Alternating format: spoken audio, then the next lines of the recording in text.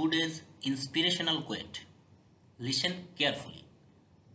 Success comes from knowing that you did your best to become the best that you are capable of becoming. A business absolutely devoted to service will have only one worry about profits. They will be embarrassingly large, but remembering it's a never ending battle of making your cars better and also trying to be better yourself. इसका मतलब ये है कि सफलता ये जानने से आती है कि आपने सर्वश्रेष्ठ बनने के लिए अपना सर्वश्रेष्ठ प्रयास किया जो आप बनने में सक्षम हैं। एक व्यवसाय जो पूरी तरह से सेवा के लिए समर्पित है उसे केवल मुनाफे की चिंता होगी। वो शर्मनाक रूप से बड़े भी होंगे, लेकिन याद रखना ये आपकी कारों को बेहतर बनाने में और खुद को बेहतर बनाने की कोशिश करने की कभी ना खत्म होने वाली लड़ाई है।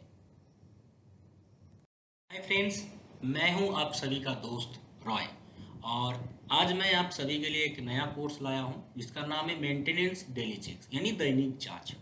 ये दैनिक जांच किसी मैकेनिक और ऑपरेटर के लिए इसके बारे में जानकारी रखना, कैसे चेक करना है, तो जानकारी रखना बहुत ज़रूरी है।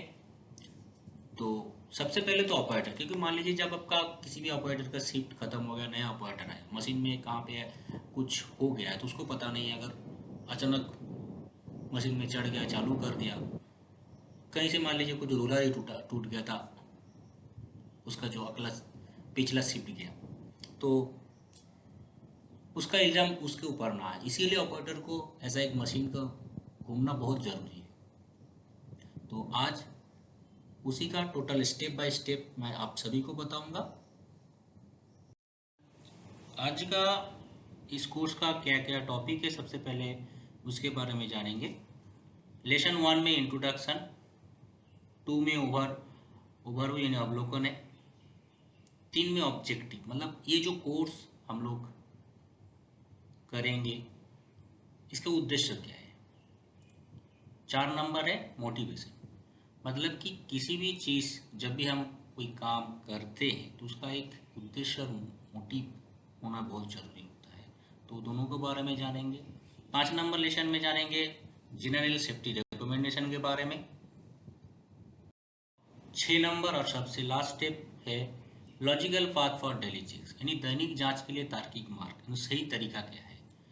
हम लोग हर कोई मशीन में चेक करने के लिए जाते हैं तो क्या आप कोई शुरू में जाकर मशीन में चढ़ गए या इधर उधर देख के बस, तो किसी भी काम अगर रूल्स के तरीके से, ढंग के तरीके से करेंगे तो हम लोग बहुत कुछ चीज़ कम समय में अच्छा काम कर सकते हैं।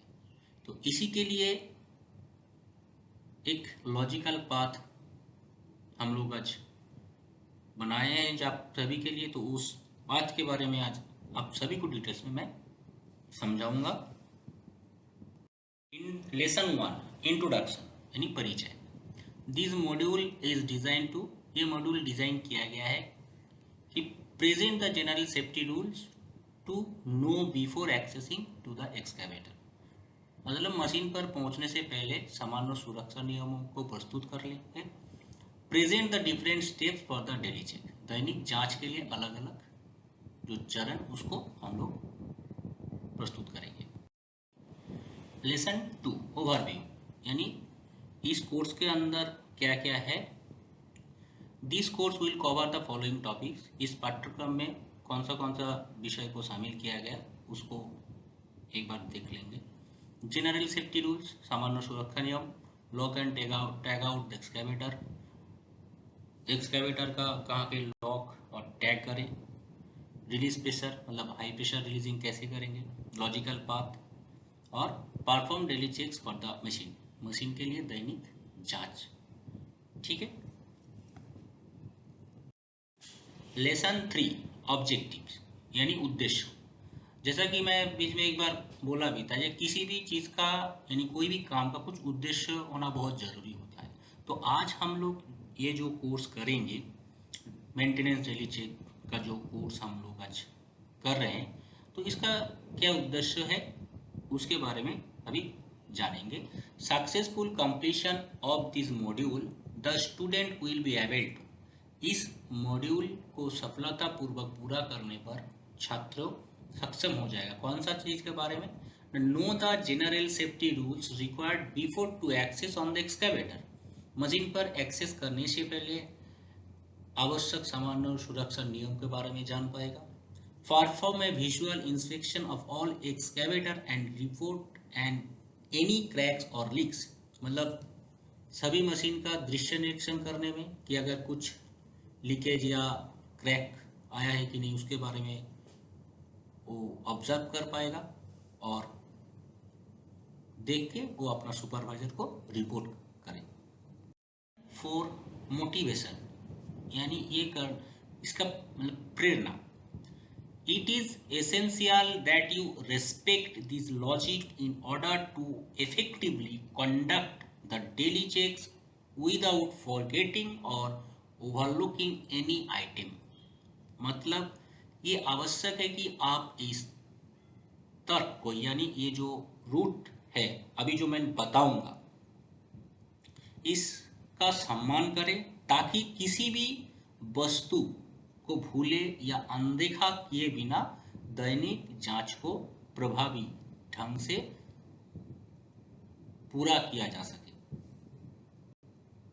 Section number 5, general safety recommendation, यानी सामान्य सुरक्षा अनुशंसा। इसके बारे में मैं अभी डिटेल्स में नहीं बताऊंगा क्योंकि सेफ्टी के ऊपर मतलब सुरक्षा के ऊपर एक वीडियो मैंने ऑलरेडी बनाया हूँ, यूट्यूब में आपको मिलेगा, तो सब वो वीडियो आप वहाँ पे देखिएगा। और इस वीडियो का डिस्क्रिप्शन में मैं पहला वाला वीडियो का लिंक दे दूँगा। तो सबसे पहले ये ट्रेनिंग करने से पहले आप उसको देखिए क्योंकि सेफ्टी बहुत ज़रूरी है। तो मैं आप सभी के पास हाथ जोड़ के रिक्वेस्ट कर रहा हूँ कि पहले वो ट्रेनिंग करें, उसके बाद इसको करें। Session 6, logical path for daily checks, यानी दैनिक जांच के लिए तार्किक मार्ग, मतलब सही मार्ग क्या है। तो वो डिटेल्स में एक्सप्लेन करने से पहले आप सभी को एक चीज़ पूछना चाहूँगा कि आप सभी को पता है कि मशीन का फ्रंट साइड कौन सा है और बैक साइड कौन सा है? तो अगर नहीं पता है जिसको, तो मैं भी फिर भी बता देता हूँ। आइडलर साइड होता है फ्रंट साइड और जिस तरफ प्रोपेल मोटर यानी फाइनल ड्राइव रहता है वो होता है मशीन का बैक साइड। जैसे अभी आपका सामने जो दो मशीन है, देखिए व्हाइट कलर का जो मशीन है वो सही दिशा में खड़ा है और येलो कलर का रॉन्ग दिशा में।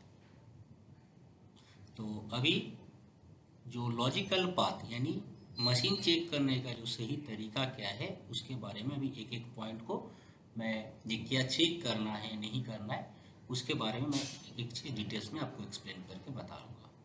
जैसे कि वीडियो के शुरू में मैं आप सभी को बताया कि किसी भी मशीन चेक करने का आज हम लोग एक सही रूट बनाएंगे, तो जिसका नाम है लॉजिकल पाथ।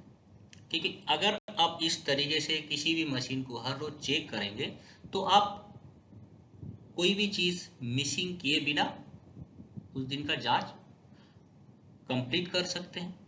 और दैनिक जांच अच्छी तरह करना बहुत मायने रखता है क्योंकि इससे आपका जो मशीन का ब्रेकडाउन है वो बहुत कम हो, क्योंकि इसी में चेक में हम लोगों को छोटा छोटा चीज़ नज़र आएगा तो हम लोग वो चीज़ बिना इग्नोर किए अगर कंप्लीट करते हैं तो मशीन प्रोडक्शन में बहुत लंबा समय के लिए चलते रहेगा, ब्रेकडाउन का टाइम कम होगा। तो सबसे पहले कहाँ से शुरू करेंगे? किसी भी मशीन का अगर डेली चेकअप शुरू करना है तो उसका जो बाएं तरफ का फ्रेम यानी साइड फ्रेम लेफ्ट है वहाँ से शुरू करना है। तो इसका आपके सामने ये जो पिक्चर है तो एक एक फ्रेम में इतना सारा इक्विपमेंट रहता है। अब एक एक कौन सा इक्विपमेंट है?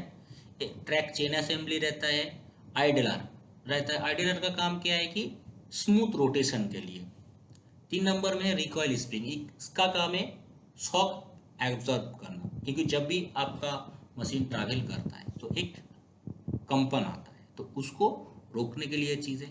तो अभी किसी किसी मशीन में इसके जगह पे हाइड्रोलिक टेंशनर मिलेगा। 4 नंबर क्या है कि गिरिश टेंशनर, इसका काम है कि चेन को टाइट रखना।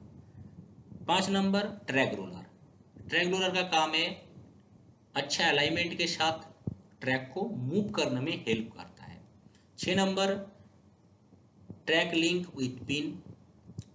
7 नंबर मास्टर पिन या चेन पिन, कुछ भी बोलिए। 8 नंबर ट्रैक शू। 9 नंबर है ट्रैक चेन गाइड। तो ट्रैक चेन गाइड अभी देने का, ट्रैक चेन में आप सभी को देखे हैं ट्रैक में कि एक गाइड रहता है, इसका काम है चेन को अपना जगह पे ही रखना और चलते चलते एक जो कंपन टाइप ऊपर नीचे होते रहता है उसको वो ना हो पाए, उसके लिए ट्रैक गाइड है। क्योंकि अगर ऐसा होगा तो रोलर से वो निकल जाएगा तो चेन आउट हो जाएगा। 9 नंबर क्या है कि स्पॉकेट, स्पॉकेट का डिजाइनिंग ऐसे किया है कि वो लिंक के साथ बैठ के ट्रैक को मूव करने में हेल्प करेगा। तो लेकिन ये टाइट रहता है ट्रैक्शन ड्राइव यानी फाइनल ड्राइव के साथ, बोल देंगे तो फाइनल ड्राइव और ये दोनों मिलकर ट्रैक को मूव करने में हेल्प करता है। कैरियर रोलर का काम क्या है कि अलाइनमेंट के साथ टाइटनेस रखना और फ्री रोटेशन के लिए। 13 number track link with track shoe, आपको ये दिख रहा है। और ये जो स्टार मार्क करके 14 नंबर, ये जो ट्रैक शू का ये जो हिस्सा ऊपर है थोड़ा, इसका नाम है ग्राउजर। ये क्या करता है कि आपका एक स्टेप गया तो उसको ग्रिप करने का काम करता है। इसका डिजाइनिंग उसी तरह बनाए। अगर मान लीजिए मैं राउंड में कर रहे तो ग्रिप तो उतना होगा नहीं ना, इसीलिए इसका डिजाइनिंग के ऊपर, और इसका नाम है ग्राउजर। स्टेप क्या है कि अटैचमेंट। साइड फ्रेम लेफ्ट के बाद हम लोग उसी जगह से अटैचमेंट में चले जाएंगे। अब ये जो पिक्चर दिख रहा है कौन सा कंपोनेंट नाम लिखा हुआ है, ये 1 नंबर बूम हो गया, ये 2 number boom cylinder, 3 number bucket, 4 number arm या stick, 5 number bucket cylinder, 6 number stick cylinder, 7 number ship lever, 8 number connecting link. तो इसमें क्या क्या चेक करना है, सिलेंडर में कोई लीकेज है कि लीकेज है या नहीं, सिलेंडर का कोई बोल्ट लूज तो नहीं है, या जहाँ पे पिन लगता है वहाँ पे जो कवर है, कवर का बोल्ट तो लूज नहीं हो गया, वहाँ से ग्रीस तो लीकेज नहीं कर रहा है, हर पिन में सही तरीके से ग्रीस, फ्रेश ग्रीस बाहर आ रहा है कि नहीं आ रहा है, कहीं पे बूम या स्टिक में कहीं पे दरार यानी क्रैक तो नहीं आया है, ये सब चीज़ चेक करना है एक साइड से। फिर घूम के अटैचमेंट का दूसरा साइड चेक करना है, वही सेम चीज़। फिर उसी में बाकेट का हर एक हिस्सा, टूथ पॉइंट ठीक है कि कोई लॉक तो कुछ गड़बड़ नहीं हो, डैमेज नहीं हो गया, कहीं पे बाकेट में कुछ क्रैक तो नहीं है, कोई वायर प्लेट जो मेन बेस प्लेट को देने के लिए होल्डिंग किया गया था, होल्डिंग तो कुछ छूटा नहीं है, हर एक छोटा छोटा चीज़, पिन में ग्रीसिंग जो भी है कुछ, तो ये सभी चीज़ हम लोगों को नोटिस करना है। तो दोनों तरफ से आपके सामने एक बाकेट का पिक्चर दिखाई दे रहा है। तो बाकेट का हर एक हिस्से का एक एक नाम है टोटल। तो मेन बेस प्लेट के ऊपर ये सब चीज़ लगा रहता है, बाकेट का मेन बेस जो प्लेट है, जो ढांचा है, इसको प्रोटेक्ट करने के लिए। तो 1 नंबर क्या है, टूथ या टूथ पॉइंट। 2 नंबर एडाप्टर जिसमें टूथ पॉइंट लगता है।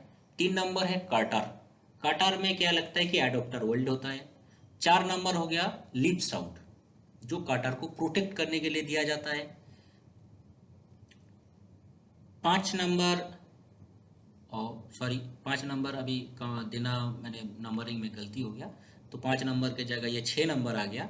तो 6 नंबर है ये जो रेड कलर में, ये है मेन जो बाकेट का बेस प्लेट है उसको प्रोटेक्ट करने के लिए, इसको वायर स्ट्राइप या वायर प्लेट बोला जाता है। 7 नंबर साइड श्राउड, जो आपका जो 8 नंबर पोजीशन है, जो ब्लेडर है, इसको प्रोटेक्ट करने के लिए दिया जाता है। 9 नंबर है wire plate, side wire plate. 10 number हो गया क्विक लॉक,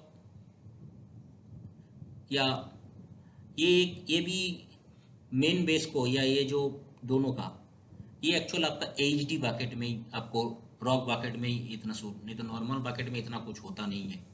तो ये साइड में ये जो है क्विक लॉक है। 11 नंबर एडाप्टर का जो साइड है, ये कट, ये साइड इसको प्रोटेक्ट करने के लिए एक साइड प्लेट है, वायर प्लेट। थर्ड स्टेप क्या है, साइड फ्रेम राइट। अटैचमेंट घूमने के बाद हम लोगों को दाएं तरफ का फ्रेम में जाना है, वहाँ पे सेम चीज़ चेक करना है। जो इतना सारा जो कुछ पे इक्विपमेंट लगा हुआ है, इसमें चेक क्या करना है ना, कोई भी रोलर में कुछ तो, जैसे कैरियर रोलर हो गया और ट्रैक रोलर, कहीं से लीकेज क्रैक आया कि नहीं आया, कुछ बोल्ट तो मिसिंग नहीं है, ट्रैक गार्ड अपना सही जगह पे है, स्पॉकेट का कोई स्पॉकेट का बोल्ट ठीक है, स्पॉकेट का कोई टूट दांता जो है वो तो टूट नहीं गया है, बाद बाकी ग्रीस टेंशनर से ग्रीस तो लीक नहीं हो रहा है, या हाइड्रोलिक टेंशनर से हाइड्रोलिक तो लीक नहीं कर रहा है, आइडलर में कहीं पे क्रैक या कुछ भी, आइडलर का बूज वगैरह तो लीकेज नहीं हो गया है। ये सभी छोटा छोटा चीज़ हम लोगों को चेक करना है। अगर यही चीज़ हम लोग हर रोज सही तरीके से सही ढंग से करेंगे तो हम लोग मशीन का ब्रेकडाउन कम कर सकते हैं। Fourth step, girder. गार्डर का मतलब है कि मेन बेस। तो हिंदी में उतना उसको समझा नहीं पा रहा हूँ, तो बांग्लाते আমরা বলি मेन बेस्टनी। तो अभी आपके सामने जो पिक्चर है, इसमें गार्डर कौन सा है? दो साइड फ्रेम के बीच में जो मार्किंग किया हुआ एज फ्रेम है, ये पूरा, ये गोल राउंड भी आपको दिखाई दे रहा है, ये है गार्डर। इसके ऊपर पूरा अपर स्ट्रक्चर स्विंग रिंग बियरिंग के साथ बैठता है। तो इसमें क्या चेक करना है, सबसे पहले नीचे अंदर जाना है। अंदर जाने के बाद रोलर का कंडीशन, रोलर ट्रैक गार्ड का condition, crack, missing bolt, broken bolt, कुछ भी सीपेज हो रहा है, रोलर का क्रैक हो गया है, वो सब नोटिस करना है। फिर गार्डर का नीचे कट रहता है, तो उस कट में से अंदर जाना है, जाके हाइड्रोलिक कनेक्शन रहता है, वो कहाँ से आ रहा है ना, रोटरी कनेक्शन से, इसलिए ना ट्रैवल मोटर के लिए। तो एक ब्लॉक भी है, तो क्या चेक करना है उसमें, हाइड्रोलिक ऑयल लीकेज, सीपेज, जो भी कुछ है। स्विंग टीथ का ग्रीसिंग चेक करना है कि प्रॉपर ग्रीसिंग, फ्रेश ग्रीस बाहर आ रहा है कि नहीं आ रहा है, वो सभी कुछ चेक करना है। और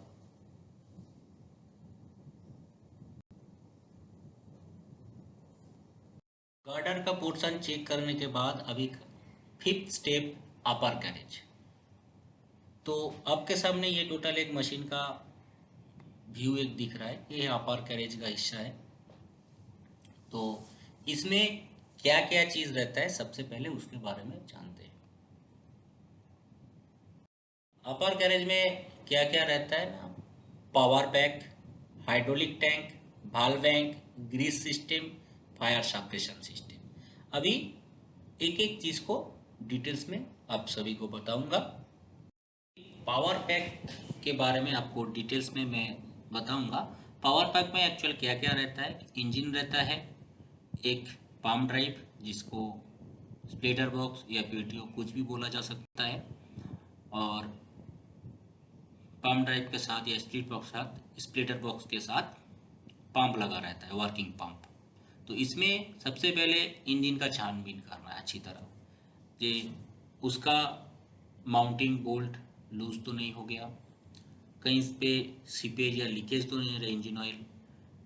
फिर उसका फैन बेल्ट, अल्टरनेटर बेल्ट, जो भी कुछ है, अल्टरनेटर का कनेक्शन, स्टार्टर का कनेक्शन, जो भी कुछ है सही ढंग से चेक करना है। बाद बाकी फ्यूल इंजेक्शन लाइन का पाइप वगैरह जो भी कुछ है वो चेक करना है। टार्बो चार्जर का कनेक्शन, एयर फिल्टर से जो पाइप लगा है उसका क्लैम्प वगैरह एक बार हिला के देख लेना है कि हाँ लूज तो नहीं है। फिर एग्जॉस्ट सिस्टम का जो कनेक्शन है, एग्जॉस्ट पाइप के ऊपर जो इंसुलेटिंग हीट इंसुलेटिंग जैकेट है उसका क्लैम्प वगैरह सही से लगा है कि नहीं है, वो सभी चेक करना है। फिर आपका जो पाइपलाइन होता है उसका कनेक्शन, सेंसर वगैरह का कहीं वायर तो छूटा नहीं, सभी चेक करना है। फिर लास्ट में आपका इंजन ऑयल चेक करना है। इंजन ऑयल चेक करने के लिए सबसे पहले आपको डिपस्टिक ढूंढ के डिपस्टिक को निकालना है। निकालने के बाद उसको अच्छा कपड़ा से साफ करना है। तो साफ करने के बाद आप नोटिस कीजिएगा कि उसमें देखिएगा दो मार्किंग रहता है, किसी किसी में सिंपल दो काट मार्क दिया रहता है, किसी किसी में एल या एच लिखा रहता है। तो चेक करने के बाद आपको ऑयल लेवल एच और एच से 2 mm नीचे चलेगा, लेकिन अगर उससे ज़्यादा यानी आधा आधी हो गया है तो आपको टॉप अप करना है, इंजन ऑयल लेके डालना है और लास्ट में फिर डिपस्टिक अपना जगह पे लगा के उसको अच्छी तरह टाइट करना है। क्योंकि अगर आप उसको ऐसे ही छोड़ देंगे उसके जगह पे तो वाइब्रेशन, जब भी मशीन को आप ऑपरेशन में चलने देंगे तो वाइब्रेशन में उसको निकलने का डर रहता है। और निकल जाने से, क्योंकि धूल मिट्टी बहुत साइड जब ऑपरेशन होता है, मशीन जब काटिंग करता है कोई भी चीज़ में, तो बहुत धूल मिट्टी उड़ता है, तो इंजन के अंदर जाने का एक संभावना रहता है। फिर आपका स्प्लिटर बॉक्स में वही ऑयल लेवल चेक करना है, डिपस्टिक निकाल के पहले साफ करना है, ऑयल डिपस्टिक डाल के उसका ऑयल लेवल चेक कर लिए। फिर पंप का माउंटिंग बोल्ट चेक करना है, स्प्लिटर बॉक्स का माउंटिंग बोल्ट चेक कर लिया। फिर कहीं से कुछ लीकेज सीपेज, जो हाइड्रोलिक कनेक्शन पंप से जो कंट्रोल वाल्व के लिए गया है उसका सक्शन लाइन का क्लैम्प वगैरह, जहाँ कहीं से ऑयल तो लीकेज नहीं हो रहा है, अगर लीकेज है तो उसको टाइट करें। तो यही सब छोटा छोटा चीज़ हम लोगों को ये पावर पैक में चेक करना है, और यही सब चीज़ लेके एक पावर पैक है। जो पिक्चर शो कर रहा है, सबसे पहले एक हाइड्रोलिक टैंक है, साथ में उसका गेज है। तो हाइड्रोलिक टैंक में ऊपर में जो कवर दिख रहा है इसके अंदर हाइड्रोलिक रिटर्न फिल्टर रहता है। तो क्योंकि बल्ब से जितना भी सिस्टम से टोटल ऑयल हाइड्रोलिक टैंक में फिल्टर के जरिए टैंक में स्टोर होता है, फिल्टरिंग करने के बाद रिटर्न फिल्टर के थ्रू।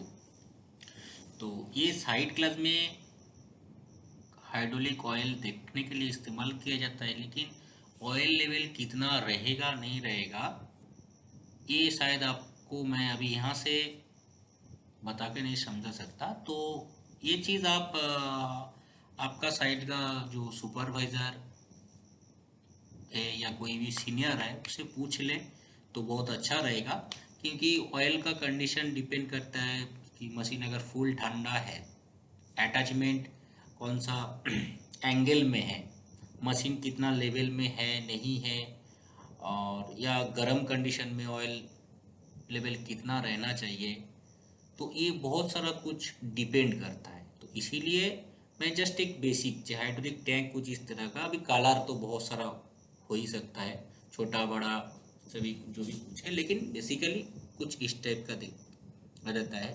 तो और भी डिटेल्स हाइड्रोलिक टैंक है, हाइड्रोलिक टैंक क्यों इस्तेमाल किया जाता है इसके बारे में मैं डिटेल्स में आपको बाद में बताऊंगा, ठीक है। सामने जो पेज है उसमें कुछ पिक्चर आपको दिखाई देगा, ये हाइड्रोलिक टैंक का पिक्चर है। तो हाइड्रोलिक टैंक में ऑयल रिटर्न फिल्टर के थ्रू टैंक में स्टोर होता है, मतलब उसका साइकिल कंप्लीट होने के बाद। तो एक और कुछ हाइड्रोलिक टैंक में कुछ गेज चेक करें, तो हम लोग को डेली चेक में क्या चेक करना है, हाइड्रोलिक टैंक में से कहीं से कुछ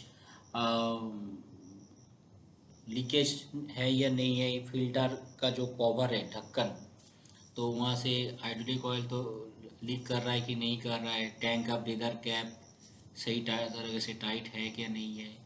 फिर ये सब चेक करने के बाद उसका गेज के साइड ग्लास रहता है, साइड ग्लास में से हाइड्रोलिक टैंक का कि कितना हाइड्रोलिक रहना चाहिए कौन सा कंडीशन में। तो यहाँ से अभी आपको मैं नॉर्मली बता के समझा नहीं पाऊँगा उतना, क्योंकि ये एक प्रैक्टिकली चीज़ होता है कि ये आप आपका सीनियर या सुपरवाइजर से साइड में प्रैक्टिकली पूछेंगे तो अच्छा ही है, क्योंकि नॉर्मली मैं यहाँ पे आपको जस्ट बेसिक कैसा क्या क्या चेक करना है वही बताने का मेरा एक कोशिश है कि कुछ भी काम करने से पहले बेसिक जो नॉलेज है वही मैं आप सभी को देने का कोशिश कर रहा हूँ। तो अभी जैसे ये पिक्चर में आप देखिए एक टैंक का पिक्चर, कितना जो ऑयल है इसमें दो गेज है। एक तो नीचे गेज है जिसमें ऑयल फुल है, और एक ऊपर का जो गेज है इसमें ऑयल कौन सा कंडीशन में कितना रहता है। कंडीशन बोले तो कभी भी जैसे मान लीजिए अगर आपका टोटल सिलेंडर ओपन है, मतलब रॉड बाहर तरफ है, उस टाइम में कितना ऑयल रहना चाहिए। 90 डिग्री में मतलब stick cylinder, bucket cylinder, boom cylinder सभी एक नॉर्मल एंगल में है। मशीन का पोजीशन कैसा है, मशीन गर्म है या ठंडा है, और तो ये दोनों कंडीशन में, एक हॉट कंडीशन एक कोल्ड कंडीशन में ऑयल का लेवल कहाँ तक रहना चाहिए, तो ये आप यहाँ पे मैं आपको बता के समझा नहीं सकता। तो नॉर्मली अटैचमेंट 90 डिग्री में आपका ये जो ऊपर का गेज है, जो रेड एक मार्क दिखाई दे रहा है, तो लगभग इससे थोड़ा ऊपर ऑयल रहेगा। ठीक है, इससे थोड़ा ऊपर, ऐसे कम से कम 1 इंच ऊपर ऑयल रहेगा तो देन सही है, क्योंकि अभी इसके बाद ऑयल गर्म होगा फिर ये तक आ जाएगा। तो यही चीज़ आप अपना, बार बार बोल रहा हूँ कि अपना ये साइट सुपरवाइज़र या आपका सीनियर जो भी है उससे पूछ लें, बहुत अच्छा रहेगा।